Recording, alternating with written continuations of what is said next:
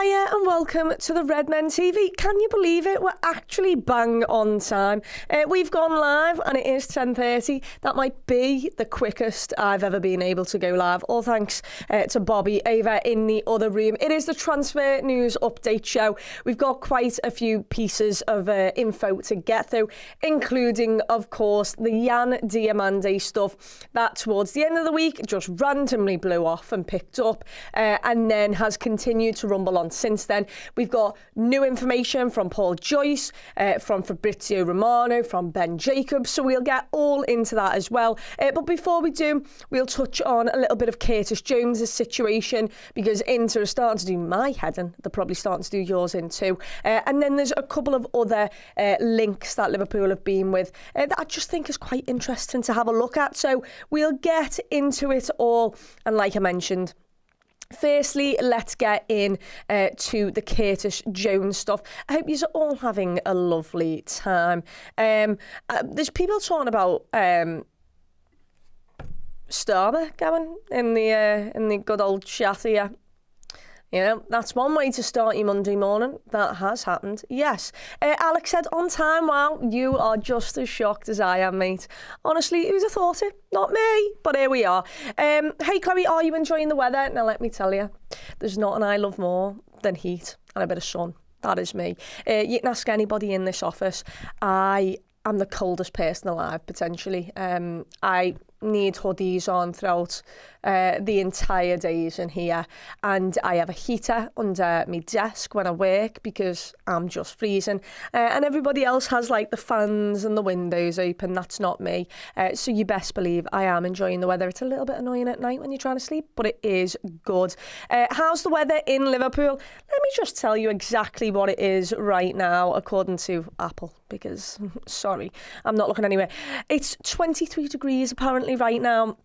The high today is 28. Absolutely stunning, if you ask me. Can't wait to go on holiday. Let me know where. I've not booked a holiday yet and I really need to, so any suggestions, get in the comments below. Please do. Like, I'm actively asking you. Hotel and the place, because I love a holiday and I still haven't picked you. Whilst you do that, I'm going to get into the Curtis Jones stuff because we've just wasted 2 minutes chatting about Wham. I do apologise. Anyway, according to Paul Joyce, Inter Milan have failed in a second attempt to sign Curtis Jones after a 21 million offer fell considerably short of Liverpool's valuation and also very much short of my evaluation. I did put a tweet out yesterday and I basically said if it's anywhere below at a minimum 40 million, then I just wouldn't even start to entertain it. When it gets to around that deal, I would personally keep him for 40 million, but I think only then would Liverpool, or should Liverpool, be entertaining the idea and the possibility of selling Curtis Jones. Paul Joyce then followed on. He said Liverpool have grown increasingly irate by Inter's long-running pursuit of Curtis Jones and do not consider them as serious contenders for his signature, given the low-ball nature of their informal bids. Now, I think all of us knew as soon as Curtis Jones was linked with a move away, and especially to Serie A and Italy, we kind of knew that they would never be able to cough up the money. They don't have the money over in that league to start buying players.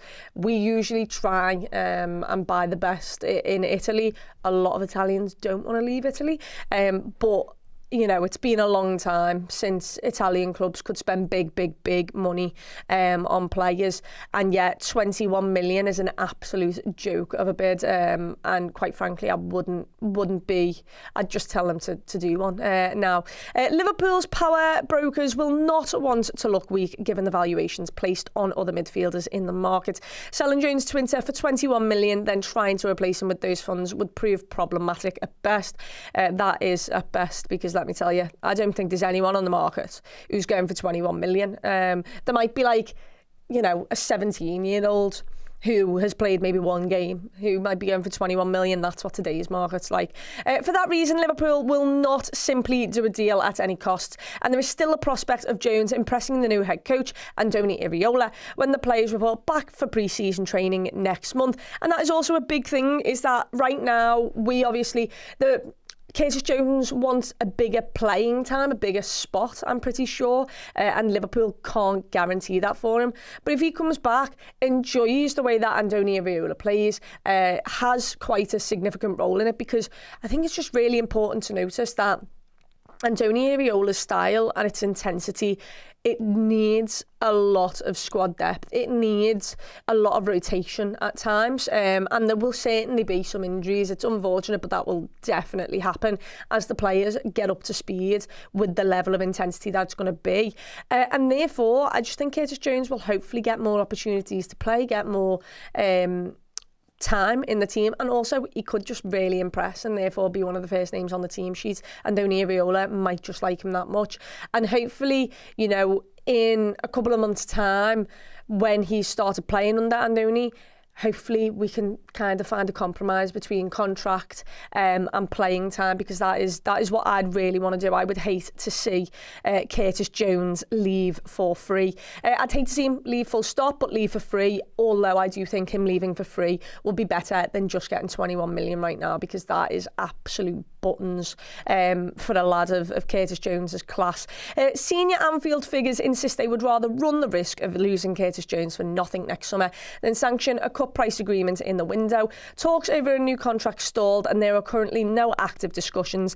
Liverpool would still be keen to explore a new deal if the gap can be bridged between the players' expectations and what the club are willing to offer. So yeah, very much like I said there, hopefully there can be a compromise between both. And I would like to see more of Curtis Jones. I think having a Scouser in the team, I think he's a really good squad player. On his day, he can play really, really well.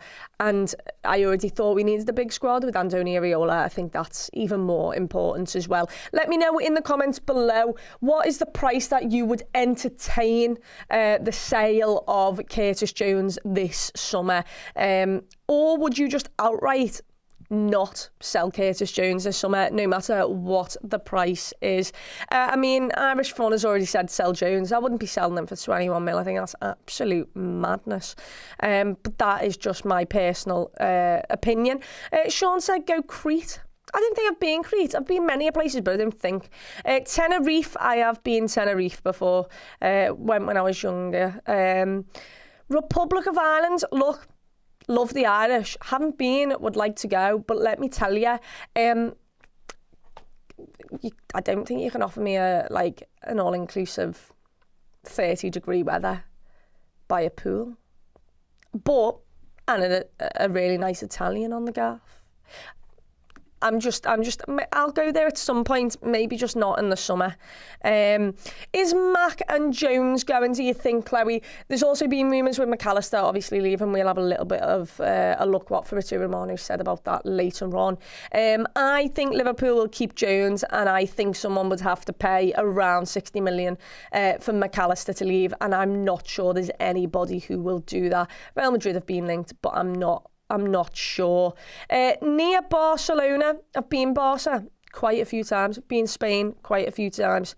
I mean, I'd love to go Turks and Caicos. That's where I really want to go. But I think it's hurricane season. So it's all very, very sad for me. Jones has to stay. I don't get why fans want him to leave. Neither do I, but, you know, everyone can have their own opinion. But I agree, I would like to see Curtis Jones stay at Liverpool this summer. Do you think we sell McAllister? I think it's more likely that we sell McAllister than we sell Jones for me, for the main reason of, I just think you can get more money for McAllister. And his drop-off was significant to what Curtis Jones was last year, even though both of them weren't great. So I do believe that Liverpool would deem selling McAllister better value than it would be for selling Curtis Jones. Jones is good, can do the high press defence as well. Yeah, he can. Do you reckon that fee pissed Jones off too? I mean, this is another thing, is if you're wanting the fella and the fella has said to you, yeah, go on, like I'm interested in coming to Milan, and then you put in a 20 million bid, surely as Curtis Jones you sat there going, why did you even bother? Like, why have you even tried? What was the point in it all? So yeah, for me, I reckon it's peed everybody off, to be honest. We don't have any homegrown players, let alone Scousers. That's, you know, I don't think we have loads. But yeah, that's another reason for keeping him. Liverpool would want 30 to 35 million. I would be looking at 35 to 40 million at the minimum. And even then, I wouldn't be happy with it, to be honest. Worth 60. Look, honestly, there are some players who are going for ridiculous amounts of money with less experience than this fella. I don't think 60 is out of the realms of possibility for what Liverpool would put on him if, he didn't have 1 year left on his contract. But, here we are. At least 40 million for Curtis, says Matt. I agree. Stuart says sell Jones, 1 year left. Do you not reckon it'd be worth 20 mil just to keep him? Because I really don't think 20 mil is a lot. I would sell to Spurs with Bergvall in return. I already am hating to see Andy Robertson play for Spurs, and he's not kicked the ball yet. I'm just hating the media post, so I can't imagine also absolutely despising seeing Curtis Jones play against us for them. 60 for Jones minimum, but I hope he stays. If he wants to leave for his career, then I've got to respect it, but 60 million, says Kyle. Yeah, I agree. No shot am I selling Curtis. Come to Sydney, Chloe. It's a long way away. I wouldn't mind. I don't like spiders. I think if you've ever watched the Originals podcast, you know that. So, Australia sounds dead fun, cute. But I'd be a little concerned going in the sea with sharks. But mainly, I'd just be scared to walk around the house and see a huntsman spider more than anything else. So Blake, maybe one day. But yeah, Malta is a brilliant holiday. I don't think I've been Malta. I have, however, been Turkey. I used to go to Lara Beach every year when I was younger. I went last year as well, not to Lara Beach though. The prices, you should see them now, good God. It's fair to say there has been an absolute rise in prices of things in the last 10 years. Very sad for me. But I did go to Turkey last year. The problem I have was there is a sweet spot of heat for me, and it's around 33 degrees. Anywhere between 30 and 33, live, laugh, loving. However, in Turkey last year when I went, it was 38 to 41 degrees, and that is a little too hot. Ridiculous heat. And yeah, was not fun. Another says come and visit Down Under, Chloe. Big fan of Australia, really am. Your spiders concern me. That is the only thing I'd say. We've got another one for Malta. Just keep getting them in. Curtis has to stay. Inter are taking the piss. Sorry, I forgot that we were also talking about Curtis Jones. I thought slot was the problem for Curtis. Apparently not. Here's the thing though, right? Yeah, I remember at the very start when we signed Slot, he came out in a press conference and said he really enjoyed Slot's system, so he can't really use that as the problem. Would you be bothered if Gakpo was playing for Spurs instead, Chloe? It's a little fun one, this, isn't it? For the right price, no. But it'd have to be the right price. Because if it's below 60 million, no. I wouldn't like it. If it's above 60 million. If it's 70 and onwards, go on. I wouldn't be against it. But also, it is all a bit of fun. Gakpo's really having a great time over in the Netherlands. Could he bring this form back to Liverpool? I don't think he's a horrendous player. I think he had a tough season last season. And, when Rio was emerging on that left-hand side and you looked at Rio, and Rio just was unbelievable in terms of excitement, not in terms of end product. But wow, he's got a really high ceiling. I think Gakpo took maybe a little bit too much full. And it all kind of became a joke at the end. So I don't think he's as bad as we all think, or we all say. Do you know what I mean? So yeah, Japan. I went to Japan last year on the pre-season tour. Yeah, it's a big place, tall buildings. Do you know what I didn't do though? I didn't get to look around the place because I was working. It was really quite sad. But I did go to Japan, which was pretty sick to say the least. Let's get on to the Yan Diomande stuff. If you want to keep getting in where I should go on holiday, do that. Absolutely happy for it. Oh, someone said, personally, I don't think Curtis Jones is worth 30. If someone wants to pay more, great. Apart from that, I'm just interested. You don't think in a world in which Buadi, who has played one season and had one good game at a World Cup, maybe two. I don't know how many games he's played. We'll give him 2 good games at a World Cup. He's going for around 50 million onwards. You don't think Curtis Jones, who's got like 5 years of experience under his belt at Liverpool, is also a really good player, and on top of that is English, and English tax is just a thing, especially in the Prem. Like, you don't think he's worth 30? I mean, I reckon that you've undersold him a little bit there, I won't lie to you. But, you know, each to their own. I'm happy with you thinking that, if that's what you want. We will get on to the Yan Diomande stuff, though, because how exciting was it Sorry, I'm just getting all my little tabs up. How exciting was it last week when I went for a walk and I realised that Liverpool had just madly put a bid in for Yan Diomande. It was said to be 100 million euros at that time. Then it got instantly rejected. RB Leipzig wanted around 120 million euros, and we have had more developments on that since. Paul Joyce has said Liverpool are set to bid again in the coming days for Yan Diomande after an £86 million offer fell significantly short of RB Leipzig's £100 million plus valuation. So yeah, I think it was broken down at the time to 90 million euros and 10 million add-on. However, there has been an update on that, and I'll give you that in a second. Fabrizio Romano then said Liverpool are prepared to bid again for Yan Diomande after opening a 100 million proposal got rejected. RB Leipzig insists to keep Diomande for one more season, but the player prefers to leave now. And I get it, because let's be honest, you have one mediocre season in the Bundesliga, and I'm not sure if Liverpool are knocking at your door again. I'm not sure if PSG are knocking at your door again. A lot of players want to jump ship as quickly as possible when the options and the opportunities come, because they're just not guaranteed to be there next season. You do have to think ahead to that. Ben Jacobs did update us on the bid. He said Liverpool's bid for Yan Diomande was actually 80 million euros plus 20, not the 90 million euros plus 10 as originally thought. Liverpool view Diomande as a priority, while PSG could bid as well. Optimism, player wants to join. Yet if Leipzig don't engage over a sale, Liverpool are also prepared to move on to other targets. I'm just going to have a little drink. It's a lot of talking up in this place. Saeed El Mala is how I'm going to say that, and obviously Minter and Mateus Fernandez Pardo are among the obviously other targets, while Bradley Barcola is also being appreciated by Liverpool.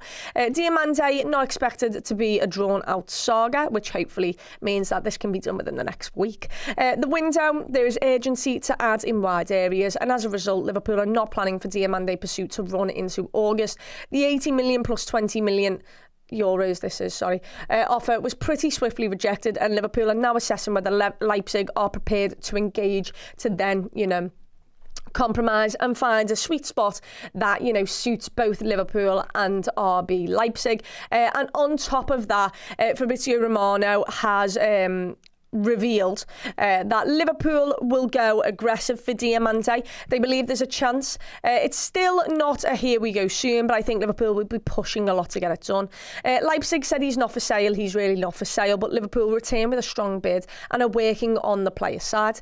I think the player side of this deal is a bit underrated in terms of media. It's always about the new bid, because I believe Liverpool are doing an excellent job on the player side in order to get the green light to have Diomande to go to Leipzig and to let him go to Liverpool. There was a confidence at the club to get it done. And this is another thing that comes into the kind of thinking of it. I don't think Liverpool would be putting this money on the table had Diomande not said, yes, I'm happy to come to you. Obviously, his father is a big fan of PSG. We all get that. But I think Liverpool got burnt by Moises Caicedo. They went to Caicedo's agents, they went to Caicedo himself and said, would you be interested in coming to Liverpool? Like, should we put a bid on for you? And they said yes. And in the end, there was just no reason to, because apparently he was only ever going to Chelsea. So I think Liverpool will have only put the bid in had Diomande fully had the confidence to, be happy to come to Liverpool. And this is the thing. hopefully it's going to be a compromise that Leipzig and Liverpool reach, and hopefully, you know, Yan Diomande can make himself part of that by basically going to Leipzig and saying, look, I really want to go to Liverpool. If they bring up a fair offer, would you please let me go? And kind of not being rude about it and forcing him his way out, but, you know, giving a little bit of leverage to Liverpool so that a deal gets done sharply, and also hopefully not for the full 120 million euros that RB Leipzig wants. What do you think about this then? I think it's very, very interesting. We have had a super chat. Thank you to Liverpool LFC Vlogs over here.